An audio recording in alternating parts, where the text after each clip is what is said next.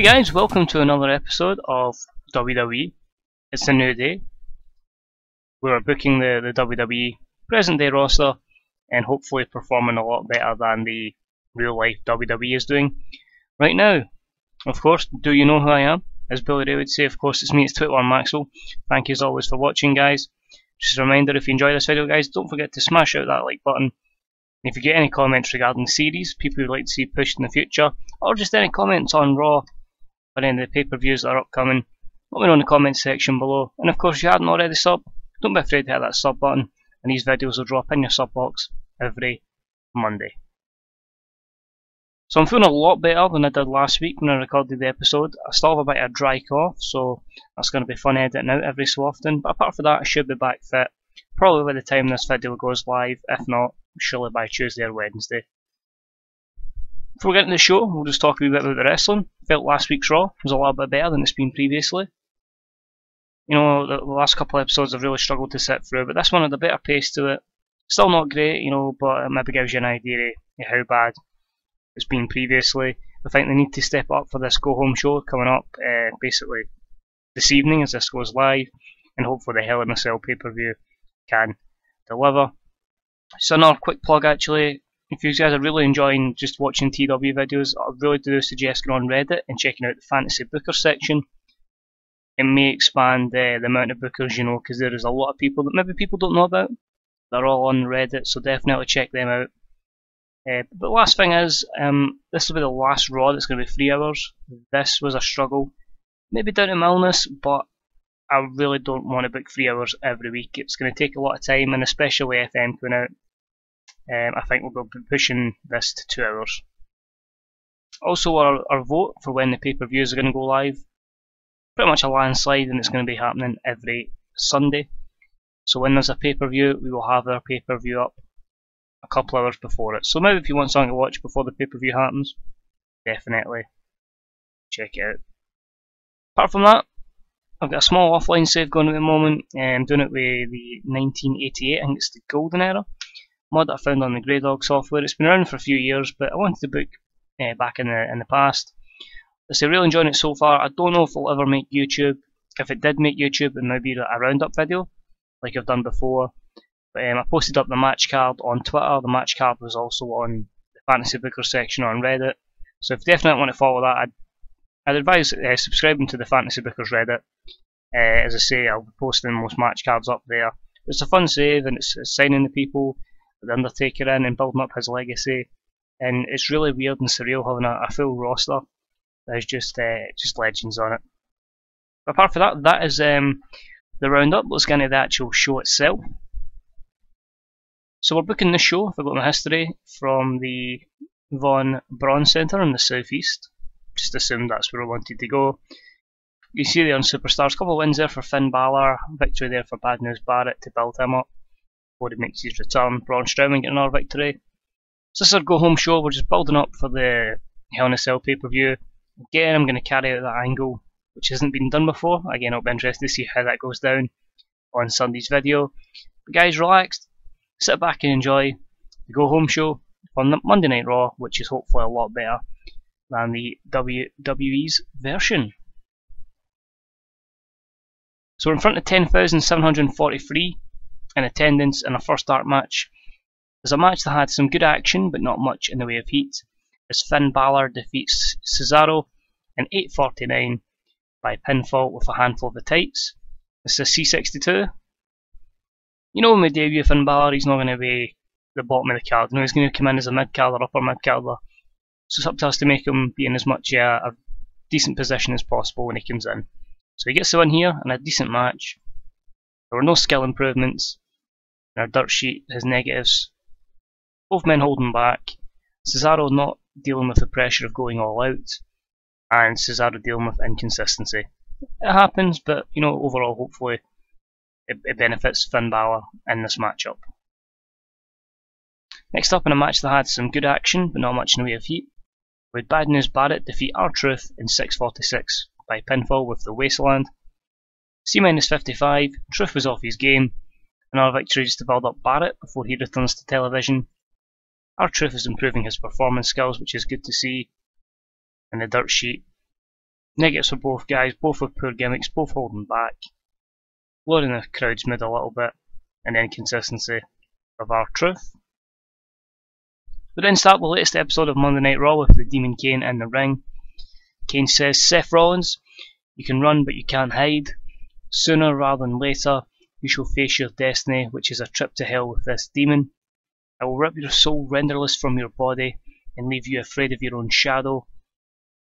I will take the one thing away from you that you cherish more than anything else, and that is the WWE World Heavyweight Championship, so that hell may reign over the WWE and not the Authority."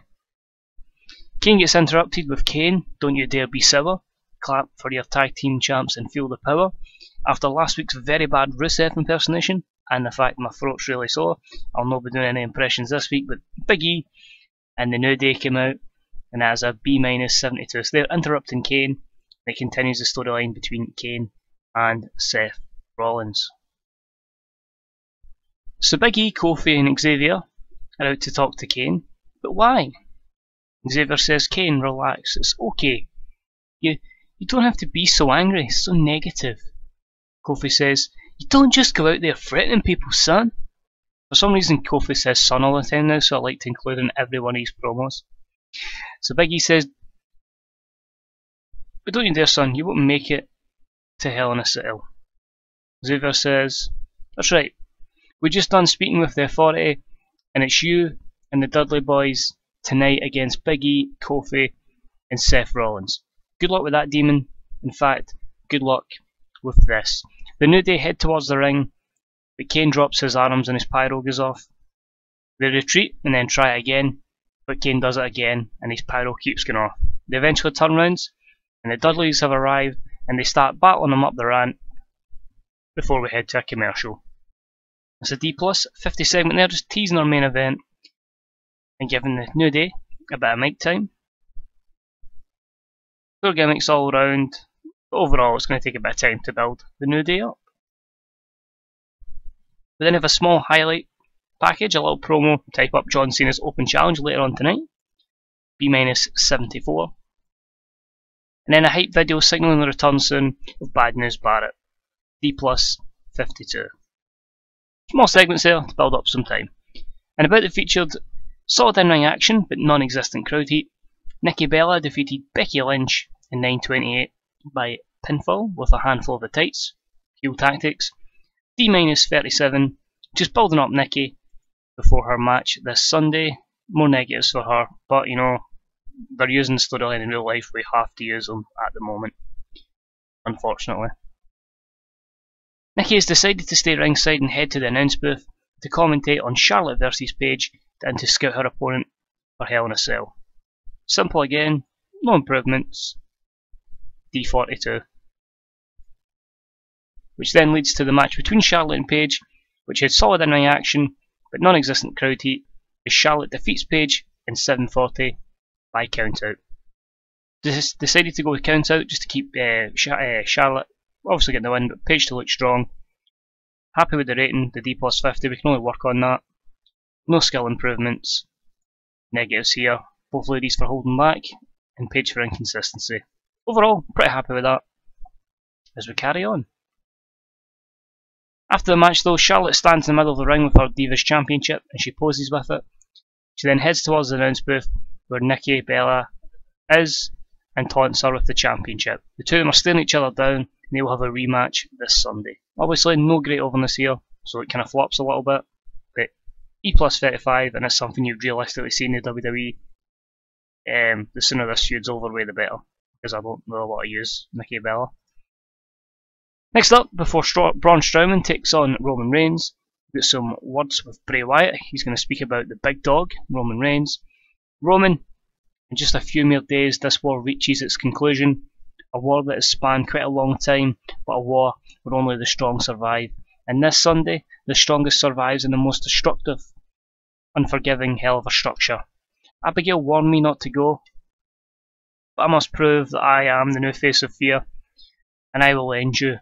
Run before it's too late. Strowman then takes over, and all he says is tick tock, time's up. So a creepy promo there from Bray Wyatt, and Braun Strowman. C plus 71, the YU Roman storyline continues, and just being done to a cool crowd's only negative. But until we build superstars up, it's going to continually be those kind of ratings. Next up, at a bout that featured solid in-ring action, but not much in the way of heat. Roman Reigns defeats Braun Strowman in 7:32 by countout, so protecting Braun Strowman with that. Disappointing D48. I was hoping that Reigns would maybe carry him, but again, the match suffered from a lack of psychology. It could have really used someone with knowledge of how to construct a proper flow, so we'll know not to put these two guys together again. Roman Reigns came out of it looking good. I made it open to try and give something for Braun Strowman. He's improving his performance skills. Lots of negatives there. At any point in sending Braun Strowman down to development, we'll work with him, and we'll see how he does. If we need to take him out eventually and put him to development, we will. I'll give him his chance. Then backstage with Triple H, who's called Sheamus to his office. Sheamus says, "Was it this week, Hunter?" Hunter says, "Well, you see, Sheamus, we at the Authority still remain unconvinced that you being the next World Heavyweight Champion is best for business." Sheamus says, "What? Are you serious?" To which Hunter replies, "Sheamus, don't question me. We're going to test you out again to see if you truly are worthy of being a future WWE World Heavyweight Champion. And tonight you'll face Dean Ambrose. Good luck." Sheamus then looks pissed as he walks out clutching his Money in the Bank briefcase. Only a C plus 69, and disappointing that Triple H did not do well without a script to follow, despite the fact him being creative control, so couldn't do otherwise. Next up in a match that had some good action, an average heat, Dolph Ziggler and Ryback defeated Rusev and Kevin Owens in 10:27 when Ryback defeated Kevin Owens with a suplex power slam. C minus 59. Ziggler and Lana are an awkward pairing, as is Rusev and Summer Rae. We will end that, we'll sort something around the whole engagement situation. Two storylines continue, which is what you're looking for in this situation. Dolph's improving his Rumble skills. Good few negatives there, but it's just tying up a couple of storylines that are around at the moment. Everything will change, like the landscape of the company will all change after Hell in a Cell. I just wanted that wee bit of easing in with real life storylines, and then we branch out on our own. We have another hype video signalling the return soon of Bad News Barrett. Let's get a D plus 53, so it was a wee bit better than his last one. And then about the featured great action and a good crowd, Dean Ambrose defeated Sheamus in 10:22 by pinfall. The headlock driver, that sounds familiar. We'll go with Dirty Deeds. We'll just say Dirty Deeds instead of the headlock driver, since I'm sure Mr. EC3 has it in another mod. B minus 72. Sheamus is improving his technical skills. Actually more negatives there for Dean Ambrose, but basically this was just to kind of build up the storyline with Sheamus, and he's lost here to Dean Ambrose. We're then backstage with the New Day, who are clowning around as per usual. Xavier Woods says, "Can you believe tonight we have a 6-man tag against those OAPs from the Attitude Era?" Kofi Kingston says, "I'm surprised they're even allowed out of the retirement home at this time." Like he's about to speak, he says, "Just wait till he's interrupted by the WWE Champion, or the WWE World Heavyweight Champion, Seth Rollins, who says, Guys, I need to know if we're fully focused on this match tonight with the Dudleys and that Demon Kane." Big E turns around and goes, "Seth, don't worry. We're the Tag Team Champions and you're the WWE World Heavyweight Champion. So let's clap and sing together. We're the champs. We're the champs. We're the champs." Seth then joins in and he believes that New Day hype. So C minus 55, because obviously New Day not great in overness and stuff, so that again we'll build them up. That's what this is all about, building stars up for the future. So Xavier Woods is underwhelming and Seth Rollins looked very good. There were no skill improvements to comment upon, and just a couple of poor gimmicks. Again, we'll fix that. In fact, everybody did a poor gimmick. So I'm having to do a wee gimmick overhaul at one point. A lot of them still are stable and it's too soon to change, so we'll look at those down the line. Next up is a small hype video for Randy Orton to show off the devastation of his RKO out of nowhere. Gained a B-77.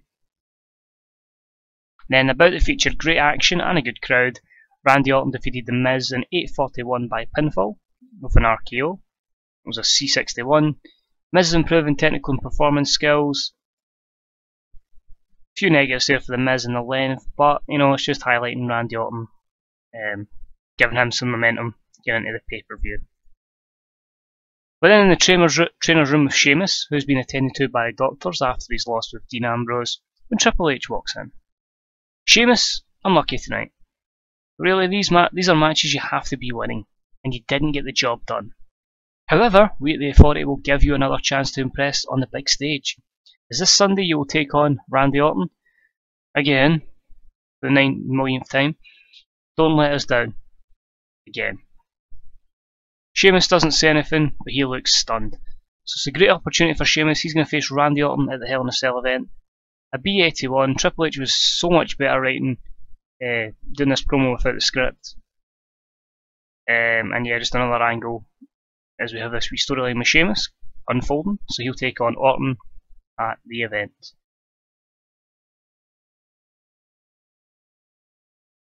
Oh, this flopped. I was hoping this would get a little bit better. In a match that had some good action and average heat, Seth Rollins and the New Day defeated Kane and the Dudley Boyz in 10:43 when Seth Rollins defeated Bubba Ray Dudley by pinfall with God's last gift. C65, it's okay. I was kind of hoping it would maybe get a B-, but when you get Kane and Big E both off their game, Xavier Woods doing some good work at ringside. Two storylines continue. Big E improving technical skills, Bubba Ray Dudley on performance. And in the dirt sheet, lots of negatives there that we need to build up on over time. So yeah, we'll work on that. Post-match, Seth, Big E and Kofi have made up the ramp to safety after winning. However, the Dudleys have caught Xavier Woods and are throwing him back into the ring to the Demon Kane. Kane picks him up and delivers an devastating tombstone, while Seth and the rest of the New Day look on. Kane's pyro goes off and he does his throat gesture towards Seth. Are Seth's days numbered as WWE World Heavyweight Champion? Will Kane pick up the title? All remains to be seen. A Hell in a Cell this Sunday. So a D47, Xavier Woods performed poorly because he's not over, and Kane performed good. No skill improvements, and the usual negatives. Basically, this next segment, I had to waste time to make up the 3 hours of TV show, so here's just a really long Undertaker entrance, which would happen, so yeah, I just put that in. B-72. Then we have an Undertaker promo. 18 years ago, a concept was created. We brought hell to the public eye with one of the most demonic structures ever invented. Since then, I've entered it 13 times, with punishment dealt and souls tortured every time. It might actually be 12. I think this might be the 13th one. I'm not 100%. Shawn Michaels, Triple H, Steve Austin, The Rock, and most famously, Mick Foley have all been dismantled within its structure. Brock Lesnar, you've been to hell once, son, but this time you will not escape. This time, Mr. Undertaker, a familiar voice, has interrupted him. So it's a B-77, continues the storyline. No skill improvements on Taker, just need to get him some momentum. He's interrupted, of course, by Paul Heyman. Mr. Undertaker, my client Brock Lesnar knows fine well what to expect this Sunday at the Hell in a Cell. Let me remind you of something. If it wasn't for a crooked official's decision at SummerSlam, you wouldn't even be here. Also, you talk all this that we're in hell. Great. Brock Lesnar's been in a cage many times in the UFC. Just like Brock Lesnar broke the streak, Brock Lesnar will break you and end you once and for all. 25 years. It's time to give it all up and rest in peace. Taker starts to walk towards Paul Heyman before jumping over the barrier. There's Brock Lesnar. Brock runs right after Taker. German suplex number 1. He stalks a dead man. German suplex number 2. He stalks him again, hoists him up high. F5. The beast has been unleashed. As we said, dead man, we'll see you Sunday. good luck. You're gonna frickin' need it.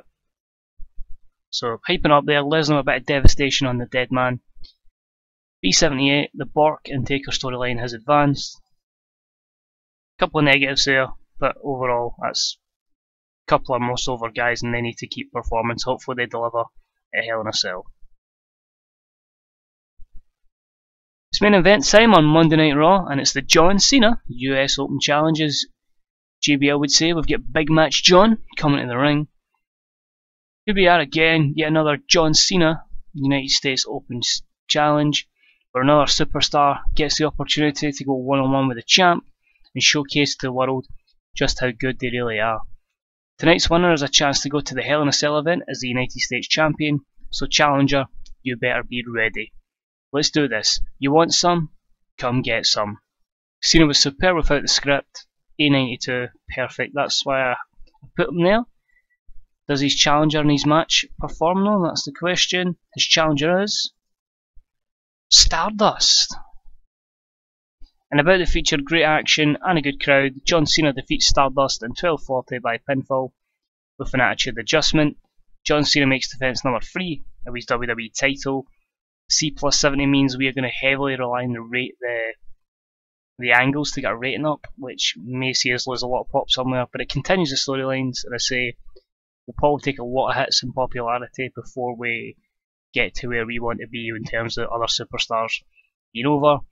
There were no skill improvements to comment upon. Few negatives there. Both guys holding back, both guys gimmicks. Stardust for stamina? Really? Okay. And the segment was penalised for its title prestige. Again, we'll build up the US title. After it, well, that was a hell of an effort by Stardust, but as it remains, I am still the United States Champion. So this Sunday, at the Hell in a Cell event, the John Cena United States Championship Challenge remains open, an opportunity for one man to get a shot on the big stage against the champ. Whoever you are, you better bring your A game, because the champ is here. John Cena's music plays as we end the show. This gets a B+86, Cena improvised well. That's pretty much it. He'll have an open challenge. Overall,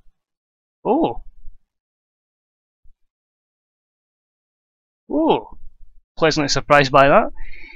Basically we've had shows where we haven't had strong angles to end the show, but we've had strong matches and we've lost pop in some regions, but because we had average matches with very high angles, we've ended up with a B78, which has increased our pop in 19 regions, which is exactly what we're looking for.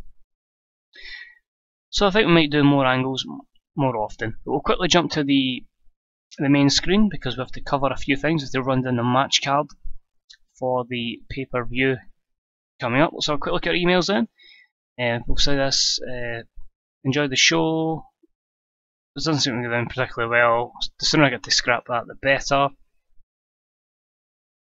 Emails 0.28 on Sky Sports Free, 1.52 down on Canal 5, a 178 on a 52MX, 1.83 on J Sports Plus, 2.50 on Sportsnet, and down to a 5.44 on USA Network. Don't you wish you could have those ratings, Vince? But yeah, basically, I'm going to run down a bit of the card. A lot of matches will get added near the time. These are just the general matches that are going to happen at the Hell in a Cell. So I can confirm we have Brock Lesnar and The Undertaker one-on-one within the cell. We have Charlotte versus Nikki Bella for the Divas Championship. The WWE World Heavyweight Championship is on the line as Kane challenges Seth Rollins. Mr. Money in the Bank has to prove himself, and he has a matchup against Randy Orton. The war ends as Bray Wyatt and Roman Reigns finally tangle in that last battle within the Hell in a Cell structure. The Intercontinental Championship is on the line as Ryback takes on champion Kevin Owens, and the tag titles are on the line with the New Day taking on the Dudley Boyz.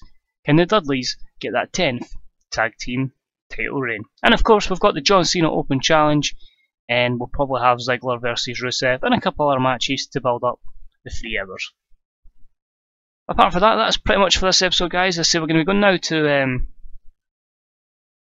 2 hours on Raw, just to make it a little bit easier.